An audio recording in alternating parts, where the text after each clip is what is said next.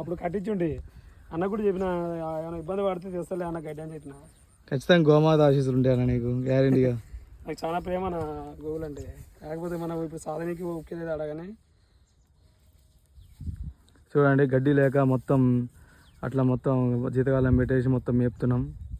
అట్లా మొత్తం చూడండి చాలా ఇబ్బందికరంగా అవుతుంది గడ్డి లేక. గడ్డి గిట్ట కొంచెం ఉంది, ఆ గడ్డి సరిపోదు. జై శ్రీరామ్, జై గోమాత.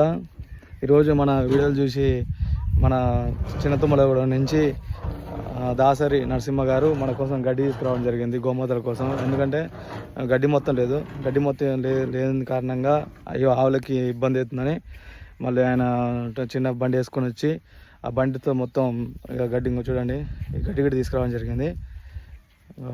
పెద్ద ఇదే థ్యాంక్ యూ అన్న. మా గోమాతల కోసం మీరు ఇలాగే సహాయపడాలి, గోవులకు సంరక్షణ చేయాలి. మన అందరం గోవులకి గడ్డి చాలా తక్కువ ఉంది, అక్కడ చూపి గోవులు చాలా ఉన్నాయి, గడ్డి మాత్రమే ఉంది. నపరో సాయం చేస్తే అవి కూడా మంచిగా ఆరోగ్యంగా ఉంటాయి. మీరు గిట్ట ఎవరైనా ఈ అన్నలాగానే మీరు గిట్ట స్వచ్ఛందంగా కొంచెం గడ్డి మీరు ఇప్పేయగలదు. గోమాతలకి గడ్డి మొత్తం లేదు, గడ్డి మీరు ఇచ్చే గడ్డి కసంగా గోమాతలకి తిని మిమ్మల్ని దీవిస్తూ ఉంటాయి. ఇప్పుడు మన కోసం దాసరి నరసింహ గారు స్వచ్ఛందంగా గడ్డి తీసుకురావడం జరిగింది. మీరు గిట్ట అందరూ కొంతమంది అయితే ఫోన్ చేసి ఆవులు అడుగుతారు కానీ గడ్డి అయితే ఇచ్చేవాళ్ళు లేరు ఎవరు.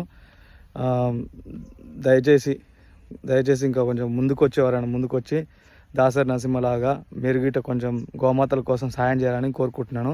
అలానే దాసరి నరసింహ గారికి వారి కుటుంబ సభ్యు ప్రతి ఒక్కరికి గోమాతలు అష్టైశ్వర్యాలు కలిగాలని కోరుకుంటున్నాను. అలానే ఇంకా ముందు గోశాలకు ఇంకా సాయం చేయాలని దాసరి నరసింహ గారి గిట్ట కోరుకుంటున్నాను. జై శ్రీరామ్, జై గోమాత.